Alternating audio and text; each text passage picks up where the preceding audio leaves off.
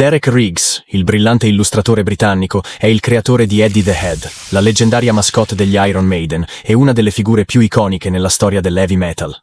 La sua visione artistica ha trasformato ogni album della band in una straordinaria opera d'arte, dando vita a un universo visivo inconfondibile che ha definito e caratterizzato in modo unico l'identità distintiva della band inglese.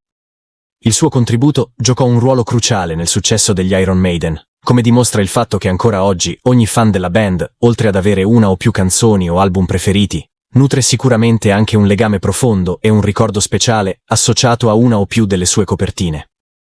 Dal debutto con Iron Maiden fino a The Number of the Beast, passando per Powerslave, Peace of Mind, Killers e tutti gli altri album.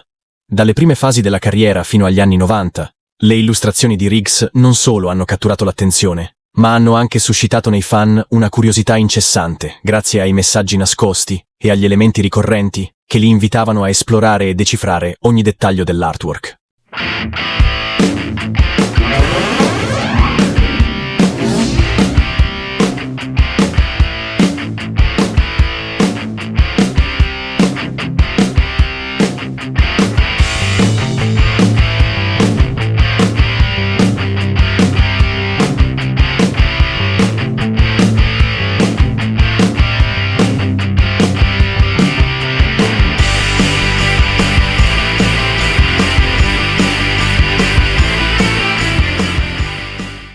Tra le decine di particolari affascinanti, uno dei più ricorrenti nelle copertine dei Maiden, oltre al sempre presente Eddie, è il gatto, una figura enigmatica che appare in molte delle illustrazioni di Riggs, consolidandosi come un elemento distintivo e misterioso. Nascosto tra le macerie, in bella vista su un letto o affacciato da una finestra, il felino appare in contesti sempre diversi, aggiungendo un tocco di fascino e ironia che ancora oggi continua a stimolare l'immaginazione e l'interesse dei fan. In questo video, senza addentrarci troppo nei dettagli, esploreremo alcune copertine degli storici album della band per svelare i luoghi in cui Riggs si è divertito a nascondere o a mettere in bella mostra il misterioso felino.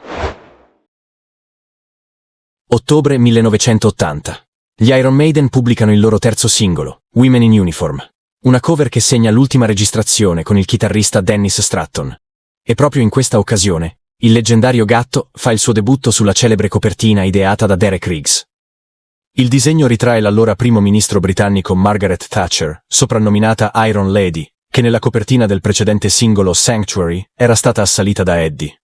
In questa nuova illustrazione, la Thatcher, in tenuta militare, armata e pronta a vendicarsi, tende un agguato a Eddie e alle sue due compagne, creando un'immagine memorabile carica di provocazione e ironia, e il tutto sotto lo sguardo del debuttante gatto nero, che appare in basso a sinistra. Febbraio 1981. La band inglese pubblica il secondo album Killers, che segna l'addio di Paul Di'Anno alla voce e l'ingresso di Adrian Smith alla chitarra. La copertina, che per molti fan degli Iron Maiden è tuttora considerata la più bella e potente, è destinata a consolidarsi come una delle immagini più iconiche nella storia del rock e del metal.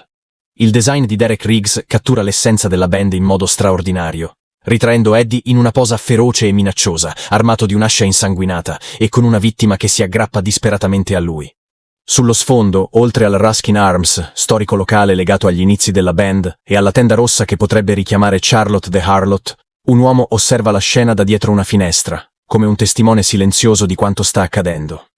I gatti, questa volta, nella copertina, sono tre, enigmatici e silenziosi, e anch'essi osservatori dell'evento che si sta svolgendo. A un mese dall'uscita di Killers, i Maiden pubblicarono il singolo Twilight Zone, il primo con Adrian Smith alla chitarra. La copertina, come per le due precedenti, suscitò polemiche al momento della sua uscita. Alcuni la accusarono di sessismo senza preoccuparsi di comprenderne il significato, ma ciò non fece altro che aumentare l'attenzione mediatica sulla band, contribuendo alla loro crescente notorietà. Charlotte, la prostituta dell'omonima canzone del primo album, è seduta davanti a uno specchio, mentre osserva una carta dei tarocchi raffigurante il tristo mietitore, la stessa figura che si intravede oltre la finestra. Alle sue spalle appare il fantasma di Eddie, con un'espressione di tristezza e disperazione, lontana dalla consueta rabbia omicida. Sul comodino si scorge una foto con una dedica, che suggerisce un legame sentimentale tra i due. Mentre alla sinistra della donna una sveglia esplosiva sembra indicare che il tempo sia ormai scaduto. Il nostro amico felino, disegnato da Riggs in questa copertina, è disteso e appisolato sul letto, apparentemente ignaro o forse indifferente a ciò che accade intorno, immerso in un momento di puro relax. Sotto la scrivania però ne compare un altro, ma questa volta raffigurato in posizione seduta e in una versione completamente diversa. Nell'ottobre del 1985, gli Iron Maiden pubblicano Live After Death, il loro primo storico album dal vivo dopo l'EP Made in Japan dell'81. Registrato durante il monumentale World Slavery Tour, l'album cattura l'energia e la potenza della formazione leggendaria composta da Bruce Dickinson, Dave Murray, Adrian Smith, Steve Harris e Nico McBrain. Ancora oggi, è celebrato come uno dei live più iconici e spettacolari nella storia del rock e del metal. L'artwork di Derek Riggs rappresenta un'altra straordinaria pietra miliare nella carriera degli Iron Maiden. Dopo l'ambiziosa copertina a tema egiziano di Power Slave, uscita l'anno precedente, Riggs realizza una delle sue opere più intense e iconiche. Eddie emerge furioso dalla terra, con la sua tomba incisa da una citazione erronea, tratta dal racconto The Nameless City di Lovecraft.